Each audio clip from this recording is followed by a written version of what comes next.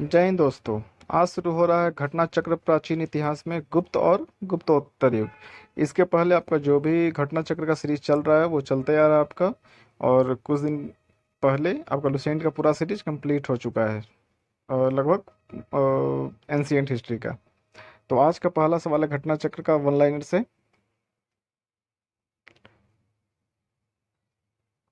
ग्रह वर्मन की हत्या कर राजश्री को कैद किसने कर लिया था? देवगुप्त। ग्रह वर्मन की हत्या कर राजश्री का कैद कौन किया था? देवगुप्त।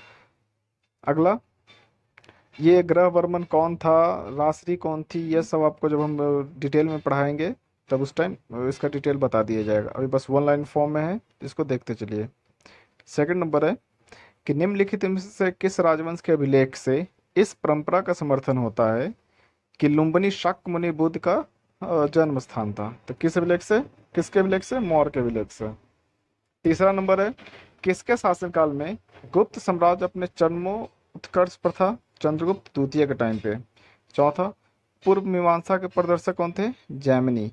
एक आपका पूर्व मीमांसा होता है और एक आपका उत्तर मीमांसा। तो याद करने के लिए क्या है कि पूर्व छोटा है तो जैमिनी, उत्तर बड़ा तो बदरायन। कौन था? बदरायन। पूर्व यानी कि छोटा तो जैमिनी, बड़ा था उत्तर तो बदरायन। नेक्स्ट है आपका 6 नंबर कि किस गुप्त शासक ने महेंद्रादित्य शुक्रादित्य की उपाधि धारण की थी? तो कुमारगुप्त। सातवां है गुप्त वंश का प्रथम शक्तिशाली शासक कौन था? चंद्रगुप्त प्रथम। गुप्त वंश का प्रथम शक्तिशाली शासक चंद्रगुप्त प्रथम। आठवां, गुप्त यानी कि 1/6, सॉरी।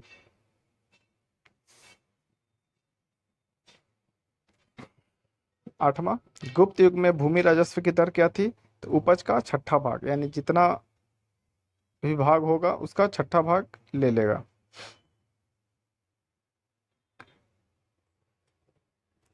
फिर से, गुप्त युग में भूमि राजस्व की दर क्या थी? उपज का छठा भाग। नौवां, मौर्य काल में लिया जाने वाला नगद कर क्या था? हिरण्य। कौन सा था? हिरण्य। 10वां, विशाखदत्त के प्राचीन नाटक टक मुद्रा राक्षस की विषय वस्तु चंद्रगुप्त मौर्य के समय में राज दरबार के दुर्भिन्न संधियों के बारे में। विशाखदत्त के द्वारा लिखा हुआ किताब कौन सा? मुद्रा राक्षस। जिसमें वर्णन है किस चीज का? तो चंद्रगुप्त मौर्य के समय में राज दरबार की दुर्भी संधियां। 11, शतरंज का खेल अद्भुत हुआ कहाँ में? भारत में। मतलब यह है कि शतरंज कहाँ से उदय हुआ? तो भारत से। 12, किस दर्शन में वेद के कर्म कांड भाग पर विचार किया गया? पूर्व मीमांसा। पूर्व मीमांसा का राइटर कौन है? जैमिनी। 13, भारत का शेक्सपियर किसे कहा जाता है? कालिदास को। 14, निम्नलिखित में से किस शासक को आदिराज कहा जाता है? तो श्रीगुप्त को। आदिराज किसको कहा जाता है? श्रीगुप्त को।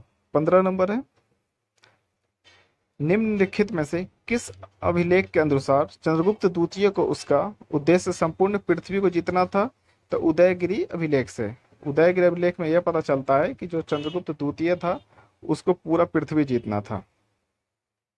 16 नंबर, किसकी सहायता से चंद्रगुप्त द्वितीय को शकों को पराजित किया और इस उपलक्ष्य में उसने चांदी के सिक्के चलाए? तो किसका? वकाटक।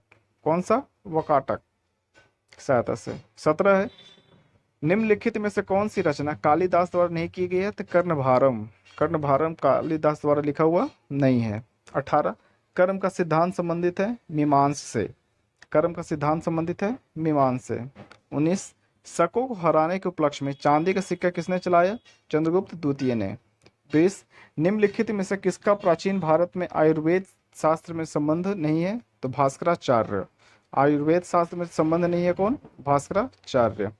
21, गुप्त काल में मंत्रे एवं ब्राह्मणों को जो भूमि दान में दी जाती थी उसे क्या कहा जाता है? अग्रहार। उसको क्या कहा जाता है? अग्रहार कहा जाता था। 22 है क्षुद्रक द्वारा लिखी गई प्राचीन भारतीय पुस्तक मृच्छकटिकम का विषय क्या है? यानी मृच्छकटिकम का राइटर कौन है? क्षुद्रक। और मृच्छकटिकम में लिखा हुआ क्या है कि एक धनी व्यापारी और एक गायिका की पुत्री की प्रेम गाथा। 23 नंबर, निम्न में से किसका संबंध वेदांत दर्शन के साथ नहीं है? तो अभिनव गुप्त। 24, चंद्रगुप्त के 9 रत्नों में से निम्न में से कौन फलित ज्योतिषी से संबंधित था? तो छपनक। कौन था? छपनक। 25, सिद्धांत शिरोमणि ग्रंथ की रचना किसने किया? भास्कराचार्य ने। सिद्धांत शिरोमणि ग्रंथ की रचना किसने किया? भास्कराचार्य ने। 26, धन्वंतरि जिन्हें भारतीय आयुर्वेद का पिता कहा जाता है, किसके दरबार में रहने वाले चिकित्सक थे? तो चंद्रगुप्त द्वितीय। यानी धन्वंतरि किसके राज दरबार में रहते थे? चंद्रगुप्त द्वितीय। 27 है, यात्रियों का राजकुमार या नीतियों का पंडित या वर्तमान शाक्य कहा जाता है? तो वैनसांग को। यात्रियों का राजकुमार, नीति का पंडित या वर्तमान शाक्य मुनि किसको कहा जाता है? वैनसांग को। 28, निम्नलिखित में से किस शासक को सरद्धेपुर अभिलेख में तत्पाद परिगृहित कहा जाता है? समुद्रगुप्त। किसको कहा जाता है? समुद्रगुप्त। 29 नंबर, किस अभिलेख से ज्ञात होता है कि स्कंदगुप्त ने हुनों को पराजित किया था? तो भीतरी स्तंभलेख। भीतरी स्तंभलेख। 30, महाकवि कालिदास किसके शासनकाल में थे? चंद्रगुप्त द्वितीय। महाकवि कालिदास किसके शासनकाल में थे? चंद्रगुप्त द्वितीय। 31, चीनी यात्री सुंग युंग ने भारत की यात्रा की थी 515 ईसा पूर्व ईस्वी से लेकर 520 ईस्वी। चीनी यात्री सुंग युंग ने भारत की यात्रा कब की? तो 515 ईस्वी से 520 ईस्वी। 32, निम्नलिखित में से किस काल में स्त्रियों के पुरुष के बराबरी थी? तो इनमें से कोई नहीं है, ऑब्जेक्टिव है। 33 नंबर, दिल्ली के कुव्वल उल इस्लाम मस्जिद के प्रांगण में उन्नत प्रसिद्ध लौह स्तंभ किसके स्मृति में है? तो चंद्र का। किसके स्मृति में? चंद्र। 34, निम्नलिखित में से कौन सुमेलित नहीं है? जब सुमेलित नहीं है तो ये ऑप्शन से आपका होगा। 35 नंबर, किस शासक ने वंश में मंदिर एवं ब्राह्मणों को सबसे अधिक दान में दिया था? तो वो था कौन सा शासक? गुप्त वंश। कौन सा शासक था? गुप्त वंश।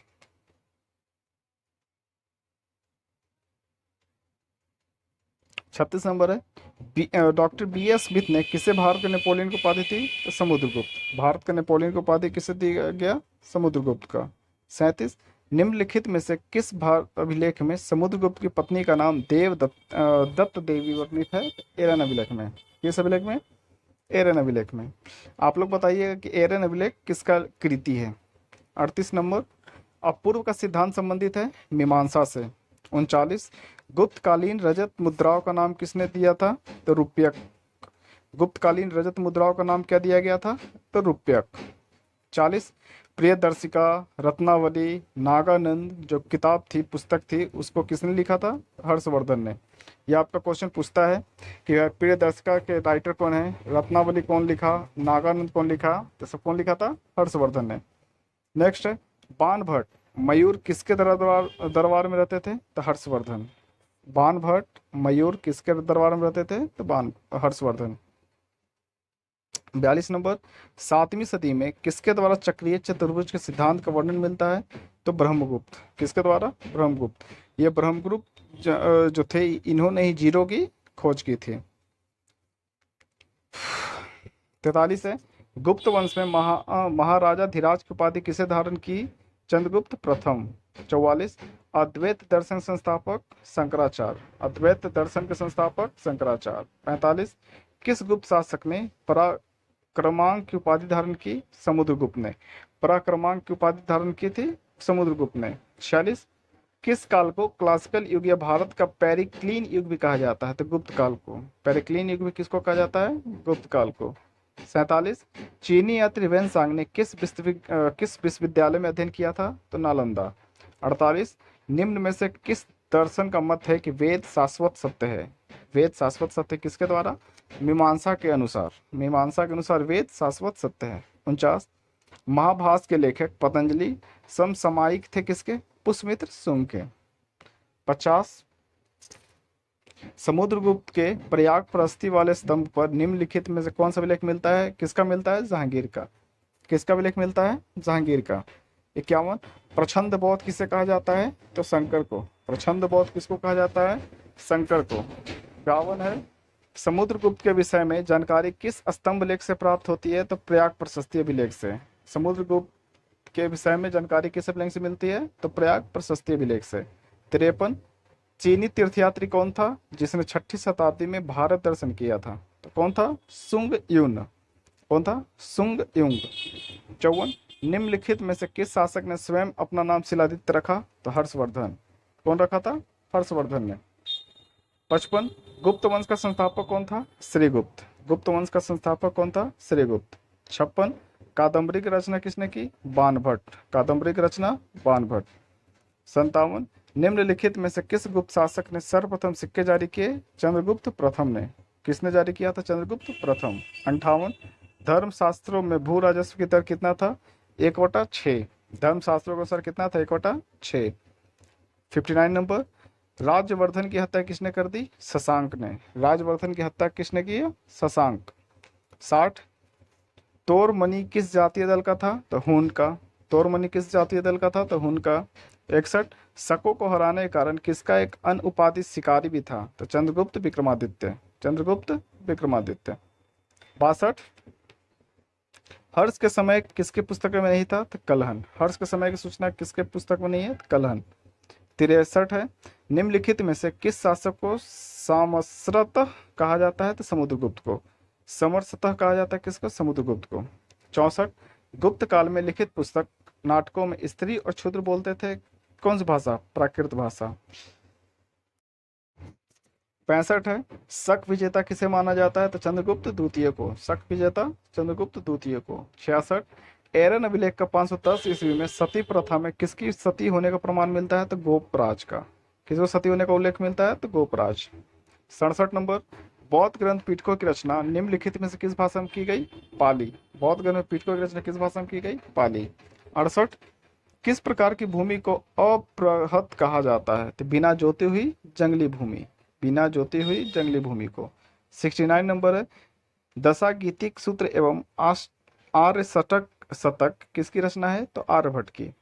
70 है निम्नलिखित में से किस अभिलेख से पता चलता है कि समुद्रगुप्त ने विजय से निर्वृत्त होने पर अश्वमेध यज्ञ किया था? प्रयाग प्रहस्ती अभिलेख से। कौन सा अभिलेख था? प्रयाग प्रहस्ती अभिलेख। 71 नंबर काव्य मीमांसा के लेखक राजशेखर। काव्य मीमांसा के राजशेखर। 72 प्रवरसेन प्रथम किस वंश के थे? तो वकाटक वंश के। प्रवरसेन किस वंश के थे? तो वकाटक वंश के। 73 प्रथम बौद्ध समिति का आयोजन हुआ था अजात शत्रु के शासनकाल में, लेकिन अध्यक्षता कौन किया था? महाकश्यप। 74 है लीलावती नामक ग्रंथ की रचना किसने की? भास्कराचार्य। लीलावती नामक ग्रंथ की रचना किसने की? भास्कराचार्य ने। 75 है निम्नलिखित शासकों में से किसने 4 अश्वमेध का संपादक किया था? तो प्रवरसेन प्रथम ने। प्रवरसेन प्रथम ने। 76 निम्नलिखित में से किस गुप्त शासक के राज दरबार में नवरत्न रहते थे? तो चंद्रगुप्त द्वितीय। नवरत्न रहते थे चंद्रगुप्त द्वितीय। 77 कालिदास एवं अमर सिंह जैसे विद्वान किसके दरबार में रहते थे? तो चंद्रगुप्त द्वितीय।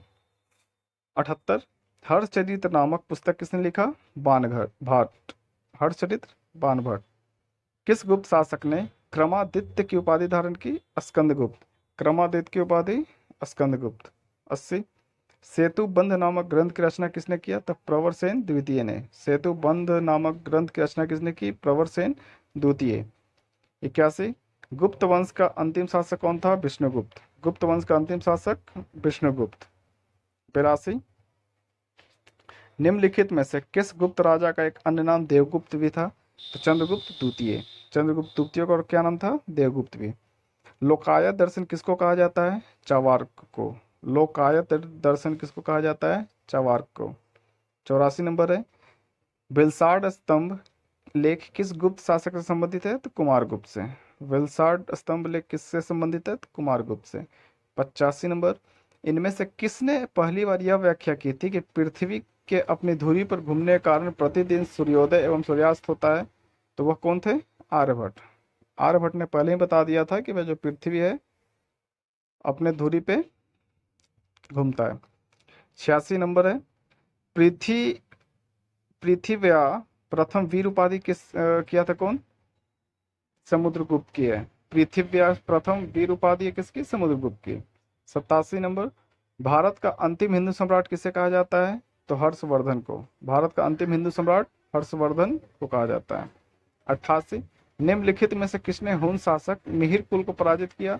यशोधर्मन। मिहिर कुल को पराजित किसने किया था? यशोधर्मन ने।